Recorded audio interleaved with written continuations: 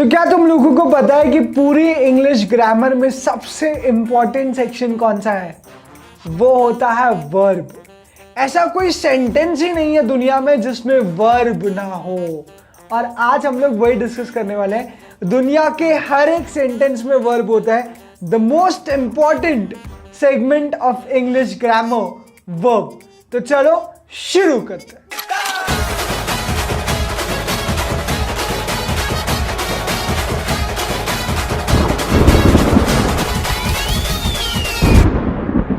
तो सवाल यह है कि वर्ब क्या होता है। तो भैया वर्ब या तो एक्शन शो करता है या तो स्टेट ऑफ बीइंग बताता है। समझाता हूं कैसे। अगर मैंने लिखा है कि राम इज प्लेइंग क्रिकेट, तो playing is an action, play is an action जो राम परफॉर्म कर रहे हैं। तो प्ले प्लस आईएनजी, यहां पे प्ले इज द वर्ब। अगर मैं बोलता हूं राम इज सैड, तो राम का स्टेट ऑफ बीइंग बता रहा है वर्ब विच इज सैड। तो वर्ब को हम लोग यूजुअली डिफाइन करते हैं what is done to you, how do you feel, what are you doing. जैसे he is breaking her heart, what are you doing? He is breaking her heart. So what he is doing? He is breaking her heart. तो break is the verb. He is sad, this is state of being, तो sad is the verb. He is broken. What has happened to him? That is a verb. Break. Break, broke, broken. This is the third form of the verb. That's why it's written over. It's third form of the verb. इसलिए लिखा हुआ है broken. तो देखो verb का simple सा मतलब है तुम क्या फील करते हो, तुम क्या कर रहे हो और तुम्हारे साथ क्या हुआ है। ये तीनों verb कहलाएंगी। तो verb या तो शो करता है एक्शन या तो फिर बताता है स्टेट ऑफ बीइंग। वर्ब एक लैटिन वर्ड से बनकर आया है जिसका नाम है वर्बम। वर्बम का मतलब होता है वर्ड। तो verb is derived from the Latin word जिसका मतलब है वर्ड, और लैटिन वर्ड है वर्बम। यार बिना वर्ब के ना कोई सेंटेंस नहीं होता। एम, इज, आर, ये सब भी वर्ब है। इन्हें हम लोग बोलते हैं हेल्पिंग वर्ब या फिर स्टेट ऑफ बीइंग वर्ब। तो बिना वर्ब के कोई भी सेंटेंस नहीं होता। सेंटेंस में होना चाहिए subject, that is a noun usually, और होना चाहिए एक वर्ब, तभी जाकर वो सेंटेंस बनेगा। जैसे आई एम, ये एक सेंटेंस है मेरे भाई।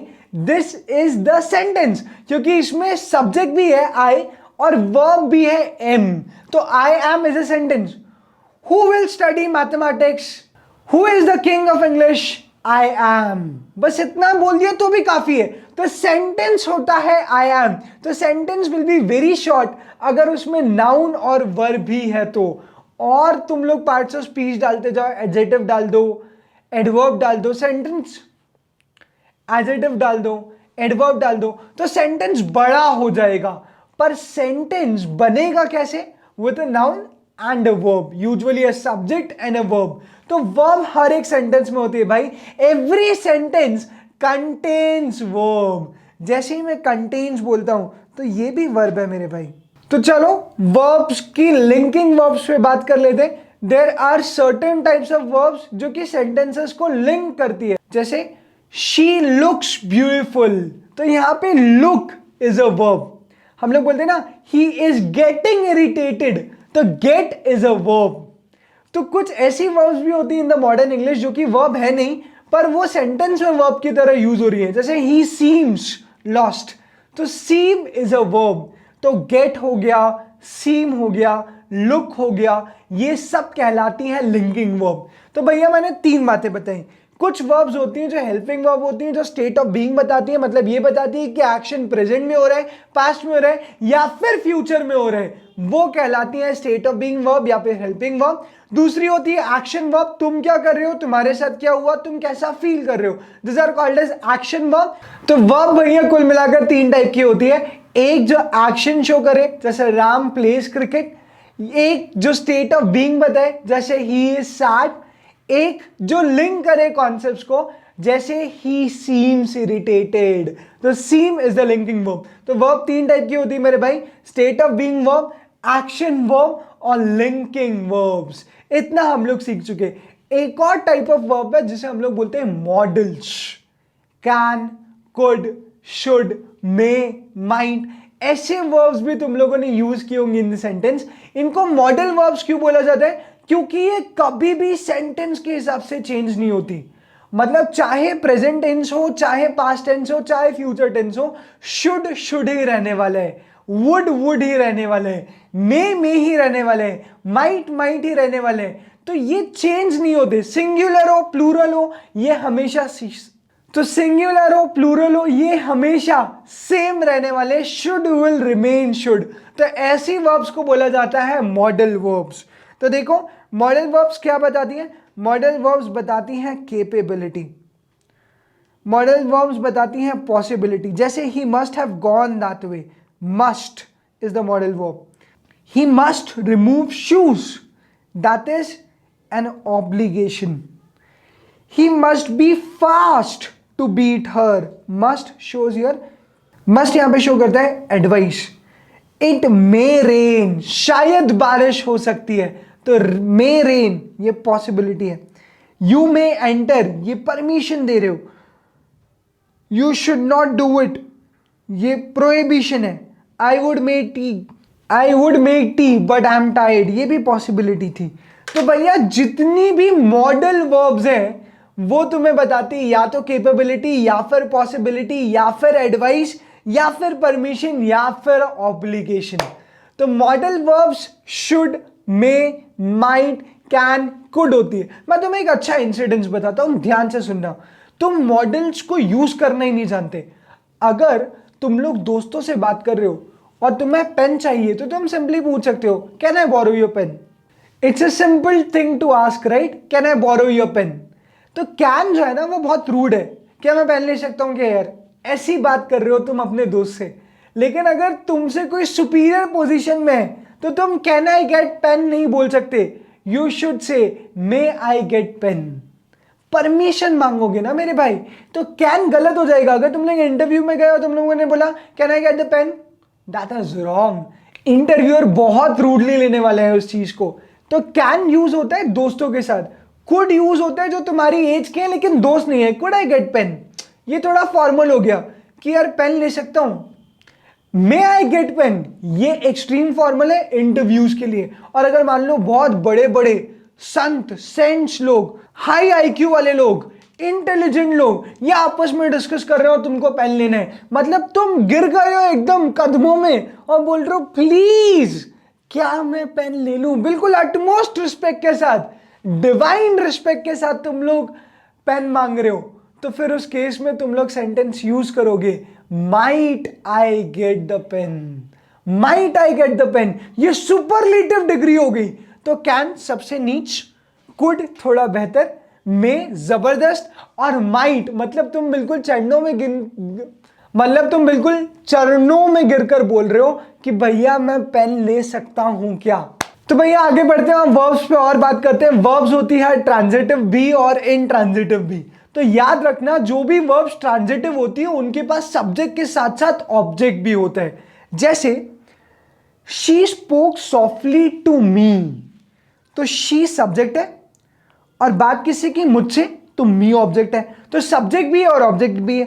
राम किल्ड रावण, तो Ram is the subject which is noun and killed Ravan is also the noun but it is object because Ram ने रावण को मारा, तो Ravan is the object in the sentence। तो subject भी object भी है। She reads a newspaper, तो newspaper object है मेरे पास। तो जो transitive verbs होती है ना मेरे भाई, उनके बाद object आता है। जैसे she reads a newspaper, तो यहां पे read is a transitive verb। पर ऐसी वर्ब जिनके बाद ऑब्जेक्ट नहीं आता वो कहलाती है इनट्रांजिटिव वर्ब मेरे भाई। अगर मैं बोलता हूं शी स्पोक, तो ये इनट्रांजिटिव वर्ब है क्योंकि इसके बाद कोई ऑब्जेक्ट नहीं आ रहा। यूजुअली एडवर्ब आ सकते हैं कि किस तरीके से उसने बात कही, शी स्पोक सॉफ्टली, या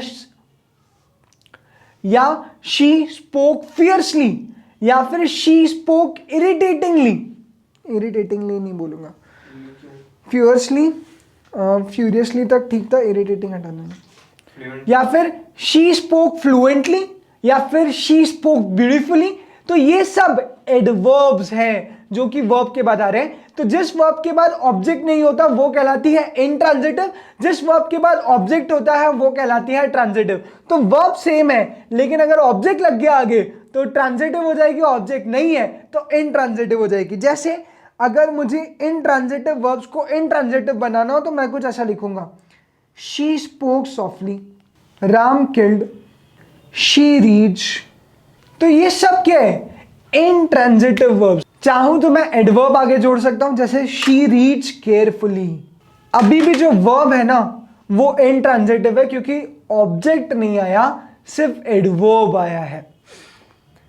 तो चलो वर्ब्स को और फर्दर बाइफरकेट करते हैं। वर्ब्स दो टाइप की होती है, एक होती है फाइनाइट और एक होती है नॉन फाइनाइट। फाइनाइट वर्ब ऐसी है मेरे भाई जो कि सेंटेंस के टेंस के अकॉर्डिंग, सब्जेक्ट के सिंगुलर और प्लूरल होने के अकॉर्डिंग और सब्जेक्ट के जेंडर के अकॉर्डिंग चेंज हो जाती है। तीन बातें बोली मैंने, सिंगुलर, प्लूरल, जेंडर और टेंस। इन तीनों चीजों से जो वर्ब अफेक्ट हो जाए वो कहलाएगी फाइनाइट, और जो वर्ब इन तीनों चीजों से अफेक्ट ना हो वो कहलाएगी नॉन फाइनाइट। समझाता हूं। मैंने अगर लिखा राम प्लेस क्रिकेट, तो अगर मैं राम की जगह खुद को डाल दूंगा तो आएगा आई प्ले क्रिकेट। तो पहले प्लेस था, अब क्या हो गया? प्ले। मतलब प्ले में एस लग रहा था अगर राम था तो, लेकिन मैं अगर क्रिकेट खेल रहा हूं तो प्ले आ रहा है, एस नहीं लग रहा। तो यहां पर जो प्ले वर्ब है वो फाइनाइट वर्ब है। एक और एग्जांपल लेते हैं, शी रीड्स द न्यूज़पेपर। अगर मैं पास्ट टेंस की बात करूंगा तो क्या हो जाएगा? शी रेड द न्यूज़पेपर, तो एस खत्म हो गया। तो अगर मैंने टेंस चेंज किया तो वर्ब पे भी इंपैक्ट पड़ गया। तो टेंस, जेंडर, सिंगुलर, प्लूरल, इससे फर्क पड़ता है, तो वर्ब कहलाती है फाइनाइट वर्ब। तो let me right an example. Next आती है मेरे भाइयों नॉन फाइनाइट वर्ब्स। तो जो फाइनाइट नहीं है वो नॉन फाइनाइट है, यानी कि ऐसी वर्ब्स जो कि सेंटेंस के जेंडर, नंबर और टेंस के कारण चेंज नहीं होती वो कहलाती है नॉन फाइनाइट वर्ब्स। जैसे there lives a sleeping cat, so there lives a sleeping cat, तो there lived a sleeping cat. जैसे मैंने एक एग्जांपल यहां दे रखा है, I found his office at a walking distance. तो यहां पे जो वर्ब है ना वॉकिंग, ये कभी चेंज नहीं होगी। अगर मैं टेंस चेंज कर देता हूं सेंटेंस का तो हो जाएगा I find his office at a walking distance. अभी भी वर्ब क्या रही? वॉकिंग, सेम ही रही, वर्ब चेंज नहीं हुई। अगर मैं नंबर चेंज कर देता हूं, they find his office at a walking distance, तो भी सेम रहा। अगर मैं जेंडर चेंज कर देता हूं, she finds his office at a walking distance, तो भी वॉकिंग सेम रहा। तो वॉकिंग को किसी से फर्क नहीं पड़ रहा है, टेन से फर्क नहीं पड़ रहा, नंबर से फर्क नहीं पड़ रहा, पर्सन से फर्क नहीं पड़ रहा। तो walking is a non finite verb. तो वर्ब वॉकिंग तो walking is a non finite verb. और यहां पे वॉकिंग जो है ना वो मेन वर्ब है भी नहीं सेंटेंस की। यहां पे वॉकिंग यूज होता है शायद, ऐसी non finite verbs usually main verb of the sentence होती भी नहीं है, ये यूज होती है एज एन एडजेक्टिव या फिर एज अ नाउन या फिर एज एन एडवर्ब। जैसे the sleeping cat is brown, तो अब स्लीपिंग इज एन एडजेक्टिव क्योंकि कैट को ग्लोरीफाई कर रहे हैं, पर स्लीप तो वर्ब होती है। तो स्लीपिंग जो वर्ब है ना वो नॉन फाइनाइट वर्ब है क्योंकि ये टेंस के कारण चेंज नहीं होने वाली। द कैट, मैं ऐसा बोल सकता हूं the sleeping cat was brown, तो टेंस चेंज हो गया लेकिन फिर भी वर्ब सेम रही। मैं ऐसा भी बोल सकता हूं the sleeping cat will be brown, तो अभी भी स्लीपिंग ही रहा, विल भी मैंने टेंस चेंज कर दिया तो भी स्लीपिंग स्लीपिंग रहेगा। तो ऐसी वर्ब जो टेंस, पर्सन और नंबर के कारण चेंज नहीं होती वो कहलाती है नॉन फाइनाइट वर्ब। देखो कुछ सेंटेंसेस और दे रखे मैंने, running is a good habit, running was a good habit, running will be a good habit. तो it doesn't make sense, right? कुछ भी टेंस लगा लो, रनिंग रनिंग ही रहेगा। Alia went to UK to study, तो Alia will go to UK to study. Alia goes to UK to study, tenses change कर लो, बट टू स्टडी सेम ही रहेगा क्योंकि ये है नॉन फाइनाइट वर्ब। तो नॉन फाइनाइट वर्ब यूजुअली कहलाती है इन्फिनेटिव, जिरंड और पास्ट पार्टिसिपल, पर वो हमारे सिलेबस में नहीं है तो हम लोग इतने डिटेल में नहीं जाने वाले। तो भैया इसी के साथ तुम्हारा वर्ब हो जाता है खत्म।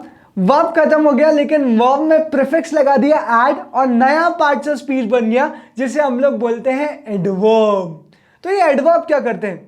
जैसे नाउन को ग्लोरीफाई करता था एडजेक्टिव, या फिर प्रोनाउन को ग्लोरीफाई करता था एडजेक्टिव, नाउन और प्रोनाउन को छोड़ के अगर किसी और की डिटेलिंग करना हो तो वो कहलाएगा adverb. I will give you an example. She rain quickly.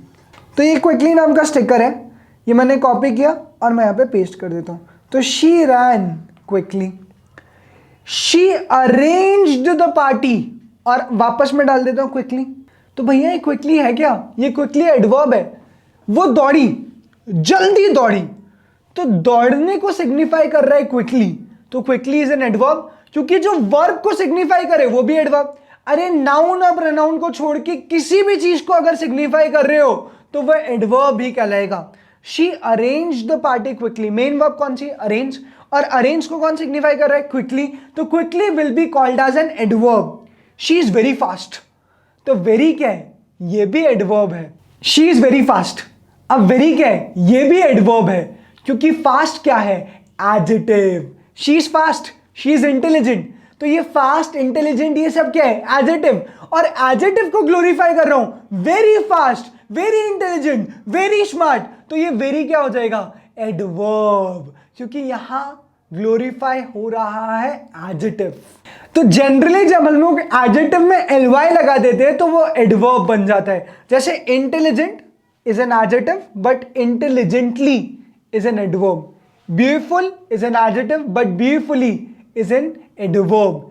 Careful is an adjective but carefully is an adverb. तो एडजेक्टिव ये बताता है कि नाउन और प्रोनाउन कैसा है, एडवर्ब ये बताता है कि नाउन और प्रोनाउन को छोड़ के बाकी सारे पार्ट ऑफ स्पीच कैसे हैं। तो जनरली एलवाई ऐड होगा एडजेक्टिव में। तो nice plus LY nicely, cheerful plus LY cheerfully. कुछ एडवर्ब्स होते हैं जिनको हम लोग बोलते हैं रिलेटिव एडवर्ब्स। समझाता हूं। Where, when and why. That is the cave dash I grew up. तो मैं कहां बड़ा हुआ, ग्रू को कौन सिग्निफाई कर रहे हैं? Where I grew up. तो मैं ग्रू कहां हुआ? In the cave. तो इन द केव को कौन सिग्निफाई कर रहे हैं? वेयर। अब आगे बढ़ते हैं रिलेटिव एडवर्ब्स। ऐसे एडवर्ब्स जो सेंटेंसेस को कनेक्ट करते हैं वो रिलेटिव एडवर्ब्स कहलाते हैं। जैसे that is the cave where I grew up. I learned math when I was 3 years old। तो मैथ कब पढ़ा, लर्न कब किया? when I was 3 years old। तो when जो है वो सिग्निफाई कर रहा है लर्न को, where जो है वो सिग्निफाई कर रहा है ग्रू को। I don't know why is it happening। तो what I don't know, why is it happening। तो no को सिग्निफाई कर रहा है why। तो भैया जो भी एडवर्ब होते हैं ना वो या तो तुम्हें बताएंगे मैनर, या फिर तुम्हें बताएंगे प्लेस, या फिर तुम्हें बताएंगे टाइम, या फिर तुम्हें बताएंगे certainty, possibility we can say, और तुम्हें बताएंगे फ्रीक्वेंसी। जैसे शी रिप्लाइड लाउडली, या here is the place I am talking about. Yesterday I was late, undoubtedly Sachin is the magnificent player. Often I commit mistakes.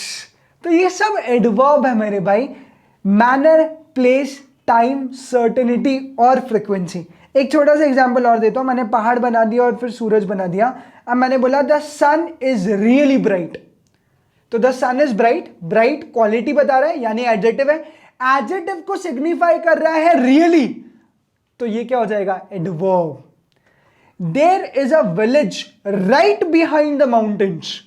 तो बिहाइंड क्या है? Preposition. Mountain के पीछे है ना, पोजीशन बता रही है, तो प्रीपोजिशन है बिहाइंड, और मैंने वर्ड लगा दिया आगे राइट बिहाइंड, तो राइट हो जाएगा एडवर्ब। फिर तीसरा सेंटेंस है द सन राइजेस डेली।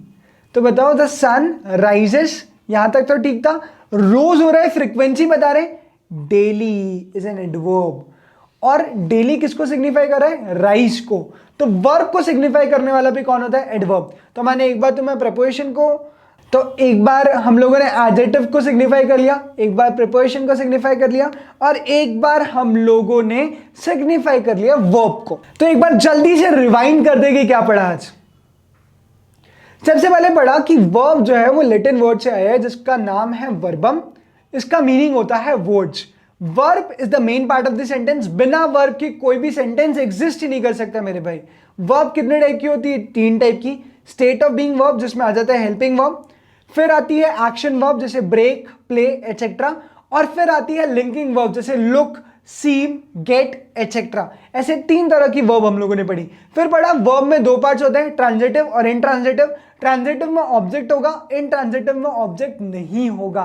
फिर हम लोगों ने पढ़ा फाइनाइट जो कि पर्सन, नंबर और टेंस के हिसाब से चेंज हो जाती है। फिर हम लोगों ने पढ़ा नॉन फाइनाइट जो कि पर्सन, नंबर और टेंस के हिसाब से चेंज नहीं होती, जैसे the sleeping cat etcetera etcetera. ऐसे बहुत सारे एग्जांपल्स हम लोगों ने लिए थे।